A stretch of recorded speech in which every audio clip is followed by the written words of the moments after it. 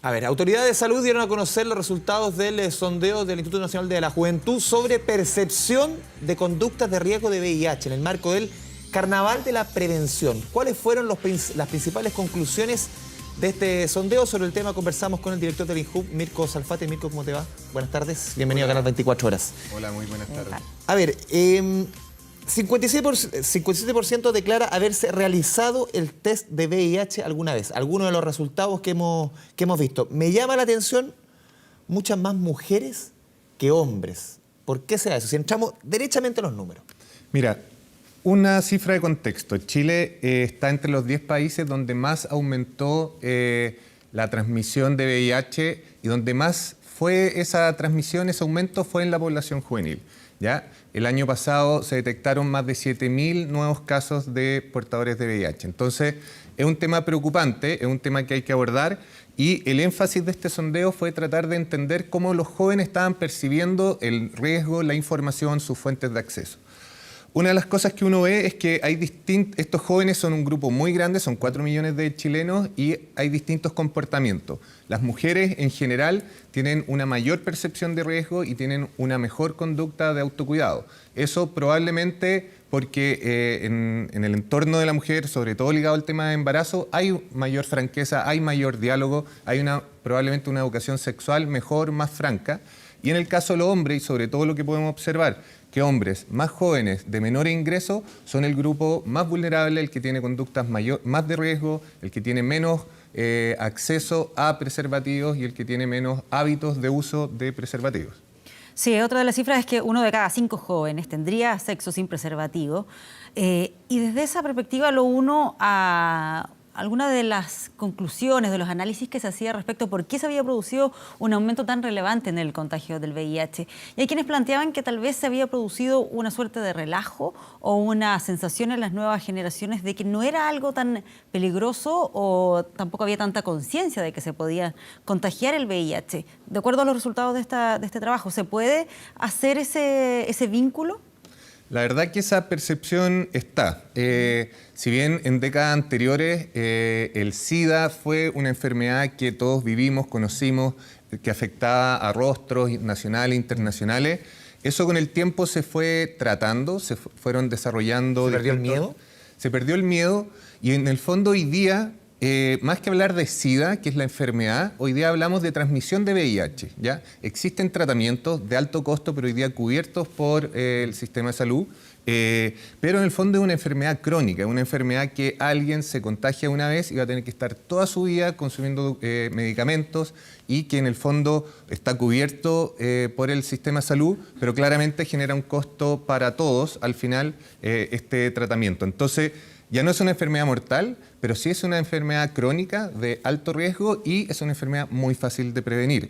Entonces es importante aumentar la conciencia, aumentar la educación sexual y una de las cifras que vemos es que más del 97% de los jóvenes pide mayor educación sexual y el 95% está totalmente disponible a realizarse el test. Esto es un poco contradictorio para... en el fondo, tomadores de decisiones de otras generaciones que creen que a los jóvenes les complica hablar del tema, que le van a tener miedo a un test, son mucho más desinhibidos, que una noticia mal. No.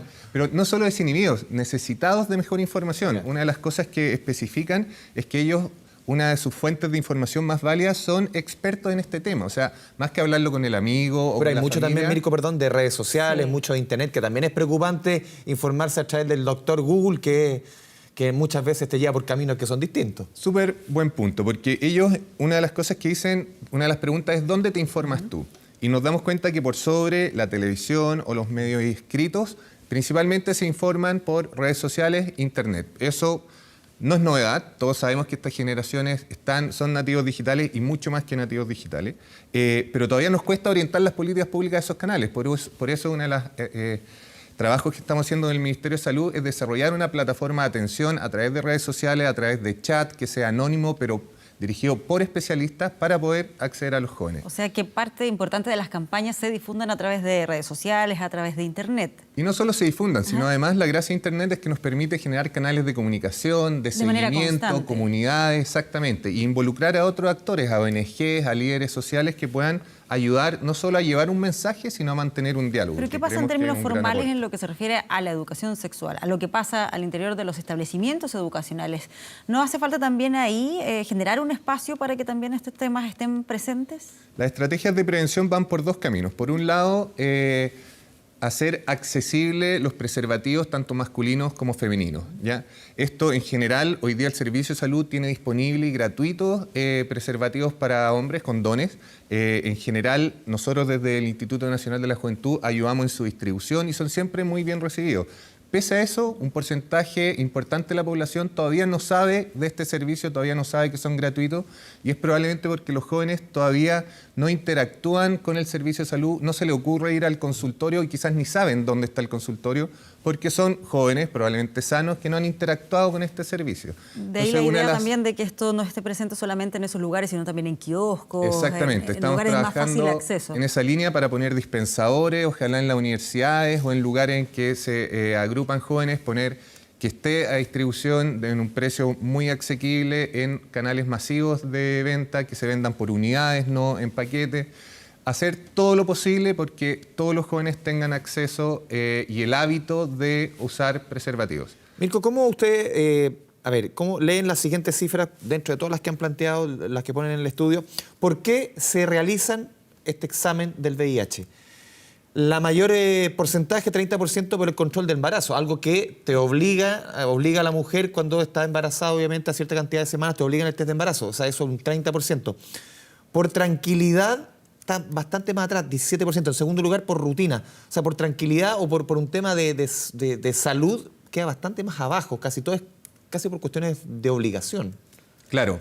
El test de VIH se hace en distintas instancias. Como tú dices, si vas a donar sangre o si estás embarazada, si te vas a someter a una cirugía, se realiza el test. En particular, el test rápido de VIH, que es lo que hoy día estamos llevando de una política intramuro en consultorios a una política extramuro. Lo subimos a un camión, el test, y estamos yendo a universidades, a institutos, a espacios públicos, a eventos masivos.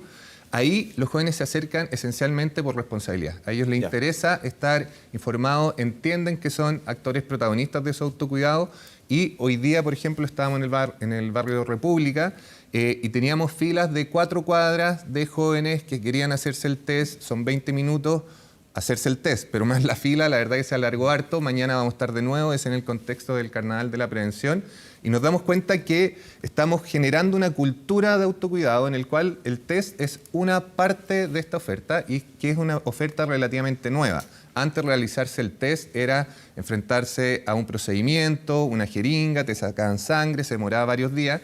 Hoy día en 15, 20 minutos te hacen el test y eso está recién incorporándose como una oferta. A partir del año pasado se empezó a hacer masivo, llegamos a todas las comunas y hoy día estamos, además de en todas las comunas, en el servicio de salud, estamos generando estrategias para ir directamente donde están los jóvenes.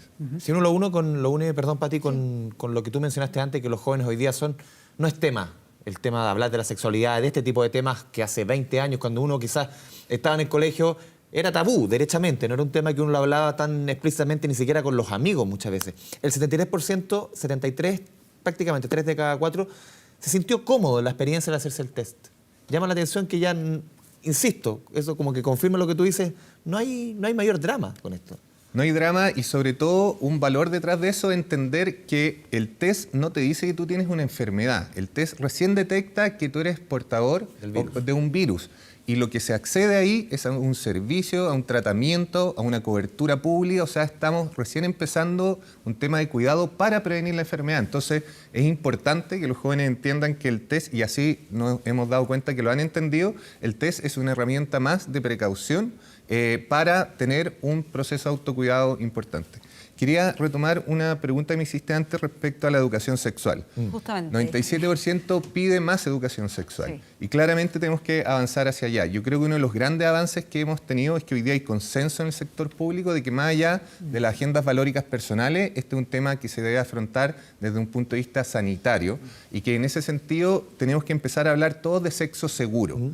Y ese sexo seguro parte por prevenir enfermedades de transmisión sexual en particular y también el virus de VIH, pero también un sexo seguro en sin violencia entre parejas, un sexo seguro que sea amoroso, un sexo seguro que sea de satisfacción para todos los involucrados. Y yo creo que esa es una agenda que hoy día los jóvenes necesitan y sobre todo, como digamos en las cifras, los más jóvenes y los más vulnerables son los que necesitan mayor protección. ¿Pero cómo se aborda eso, lo digo, dentro de la institucionalidad, por ejemplo, en los establecimientos educacionales? ¿Y cómo se superan ciertas barreras que tienen que ver con temas más conservadores, de a lo mejor aquellos padres apoderados que no quieren que se toquen estos temas en los establecimientos educacionales? Lo hemos visto en el pasado con las llamadas jocas, la polémica que se generó. Uno creería que ya con el paso del tiempo esa resistencia no va a estar tan presente, pero no sé si es tan así. ¿De qué manera se pretende abordar para que estén estos temas directamente, que se hablen claramente en los colegios? Yo creo que acá hay un límite importante. Primero, mayores de edad y menores de edad, ¿no es cierto? Mayores de edad, yo creo que ellos tienen como individuos toda la capacidad de ser los protagonistas de su autocuidado. Y en ese sentido, creo que todas las universidades e institutos y todos los centros educacionales hasta el momento nos han abierto las puertas para ir a hacer campaña. Piden, no solo eso, sino incluso ellos están desarrollando movimientos de voluntariado para informar, para tomar test. Entonces vemos que es un mundo muy abierto y muy proactivo. Cuando pasamos a menores de edad, ahí se cruza con lo que dices tú, que tiene que ver con padres que tienen la tutela de esos niños y comunidades educativas que son al final las que van a tener que decidir cómo abordar estos temas. Yo, en particular, desde el Instituto Nacional de la Juventud encontramos que este es un tema prioritario de abordar, que postergarlo es irresponsable y que habrán distintas maneras, habrán marcos valóricos, pero claramente una educación sexual sana y el uso de preservativos y el adelantar los test, el estar informado y el hablar de esto es algo que no solo no le hace daño a nadie, sino al contrario, lo estamos previniendo y lo estamos ayudando. Pero en los establecimientos públicos, ¿debiera haber cierto lineamiento, ciertas pautas que se den desde las autoridades? Lo digo porque se trata además de un problema de salud pública. Esto se trabaja, pero creo que podemos trabajarlo aún más. Por ejemplo, estamos comenzando a integrar estos operativos al interior de establecimientos educacionales. Hay centros de estudiantes que se han coordinado con los rectores o las autoridades y solicitan visitas del servicio de salud y nosotros como INJU intermediamos, hacemos que esa experiencia sea además entretenida, que no se aborde desde un tema más como negativo, sino que se aborde desde, como lo hemos planteado, el carnaval de la prevención, entendiendo que es algo bueno prevenir, que estamos a tiempo, que en general todavía hay posibilidades de avanzar y de generar este autocuidado. Queda por avanzar, pero yo creo que hoy día hay un consenso público de lo que te decía antes, de que esto tenemos que empezar a hablar de sexo seguro, tenemos que desarrollar y acercar las distintas herramientas a los jóvenes y que sean ellos los que vayan tomando las decisiones y no los adultos por ellos. Lo último, Mirko, me llama la atención unas cifras que quedaron ahí un poco dando bote. El 11% cree que se puede contagiar al besar. 5,8% compartir objetos, 5,3% bañarse en piscinas con infectados. Todavía queda gente que cree en esos mitos, son los menos, pero todavía están presentes de un tema del SIDA que ya lo conocemos hace rato y todos sabemos que la forma de infectarse, contagiarse son métodos bien claros.